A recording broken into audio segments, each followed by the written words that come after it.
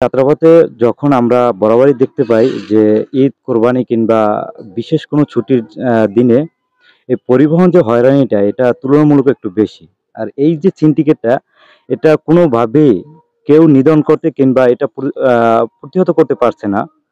তো সে জায়গা থেকে আমি যখন ১ তারিখে ঈদের ছুটি, ঈদুল আজহার ছুটিতে বাড়িতে রওনা দেই, তখন যাত্রাবাড়ি থেকে আমি গাড়িতে উঠি। তো আমার পাশের সিটে যে একটা লোক ছিল সন্দেহজনক। আমি তখন ওইভাবে সন্দেহজনক ছিল। তারপরেও আমি ওই রকমের করতে পারি নাই। আ আসলে কি বলবো? আ তাকে তো ওইভাবে সন্দেহর উপরেই একটা মানুষকে দোষারোপ করা যায় না। তারপরেও আমি গাড়িতে এক প্রকার একটু ঘুমের মতো পড়ছি।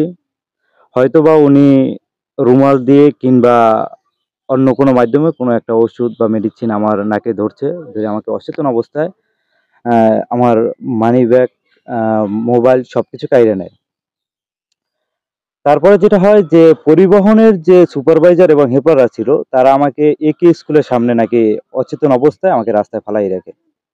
পরবর্তীতে আমি তো তারপর আমার কোনো হুঁশ নাই। আমি অচেতন অবস্থায় পড়ে রয়েছি। পরবর্তীতে আমি যেটা হুঁশ ফেরার পরে জানতে পারি যে কোনো এক ব্যক্তি লাইভ করতেছিল। লাইভের মাধ্যমে আমাদের বরগুনা জেলার এক সহযোদ্ধা গণ অধিকার পরিষদের সে আমার পরিবারের সাথে যোগাযোগ করে। আমার পরিবার যায়। তারপর আমাকে প্রাথমিক পর্যায়ে আমতলী মেডিকেলে ভর্তি করানো হয়। ওখান থেকে আবার কলাপাড়াতে নিয়ে আসা হয়। তো আসলে এখানে জাস্ট অ্যাক্সিডেন্ট হোক কিংবা কোনো প্রতারণার শিকার হই, যাই হই না কেন, আমার ভাষ্য হইলো যাইয়া আমি পরিবহনের ভিতরে তো আমার দুর্ঘটনা ঘটে। তো দুর্ঘটনাটা ঘটার পরে আমাকে হয়তো কোনো কাউন্টারে কিংবা কাউন্টারের মাধ্যমে আমাকে মেডিকেলে পাঠানো হবে। কিংবা ওখান থেকে কিংবা আমার পরিবারের কাছে আমাকে হস্তান্তর করা হবে। এইটা না করে যে পরিবহনের সংশ্লিষ্ট যারা ছিল তারা আমাকে রাস্তার মাঝেই অচেতন অবস্থায় ফালাই রাখে। তো আপনি তারপর যেটা এটা তো আপনারাই দেখছেন। আপনি যে পরিবহনে ছিলেন সেই পরিবহনটার নাম ছিল কি? ইতালি পরিবহন।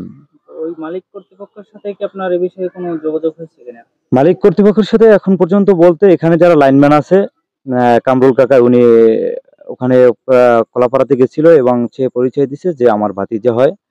তো যখন ভাতিজা হয়, ভাতিজা পরিচয় দিছে তখন বিপিনুল হক নূর ভাই সহ আমার যারা সিনিয়র নেতৃবৃন্দ ছিল তাদেরকে তারা বলছে যে তোমার চাচা পরিচয় দিছে তোমার এলাকার, দেখো তারা কি করে। তারা আমাদের নিয়ে বসছিল। আরো যারা লাইনম্যান ছিল ইতালি পরিবহনের। তো বসার পরে ওখানে সুপারভাইজার নাকি আসতে ঈদের গুণ তো তারা তাদের যেটা ভাষ্য ছিল যে ঈদের গুণ এখন একটু চাপ বা পরিবহনের যাত্রীর সেই জায়গা থেকে তারা তাৎক্ষণিক যে ঈদের পরে বসবে এটাও আশ্বাস দিছে যে এই এরপরে আর তারা যোগাযোগ করে নাই। তারা নিজেরাই যোগাযোগ করছিল এবং সেদিন বসছিল কিন্তু সুপারভাইজারকে রাখতে পারে নাই তারা। এই তো আপনার ক্ষতির পরিমাণ কতটুকু ছিল? ক্ষতির পরিমাণ বলতে আমার মানিব্যাগের ভিতরে ২০,০০০ টাকা ছিল এবং দরকারি কিছু কাগজপাতি ছিল এবং আমার হাতের ফোনটা এই।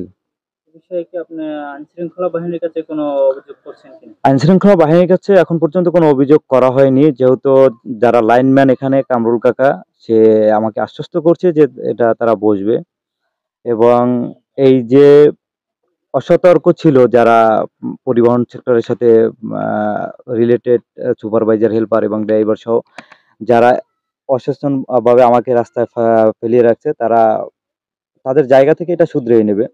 এই জায়গা থেকে আইনশৃঙ্খলা বাহিনীর কাছে ওই রকমের কোনো অভিযোগ করা হয়নি এবং আ আমার ফোনের জন্য জিডি করা হইছে। জাস্ট। তো এ বিষয়ে একটু জানতে চাচ্ছি যে আপনার প্রত্যাশা এবং বাংলাদেশের যারা গণপরিবহনের যাত্রী তাদের উদ্দেশ্যে আপনার বার্তা কি আছে এই বিষয়ে? আসলে আমার এখানে প্রত্যাশা বলতে ওই রকমের কিছু নাই। আমি একজন ছাত্রনেতা হিসাবে যে আমাকেই যখন তারা রাস্তায় ফালায় রাখছে এবং আপনারা দেখবেন যে রাস্তায় যখন ফালায় রাখে তখন Facebook পোস্ট কিংবা লাইভের মাধ্যমে ব্যাপকভাবে এটা প্রচার হইছে। তো সেই জায়গা থেকে আমার একটা দুর্ঘটনা আ আমার বাসের ভিতরেই হয়। তো ওই জায়গা থেকে আমাকে অচেতন অবস্থায় তারা রাস্তায় ফালায় রাখে। সে জায়গা থেকে সাধারণ মানুষ কতটা তারা এ নির্ভর করতে পারে পরিবহন সেক্টরের উপরে।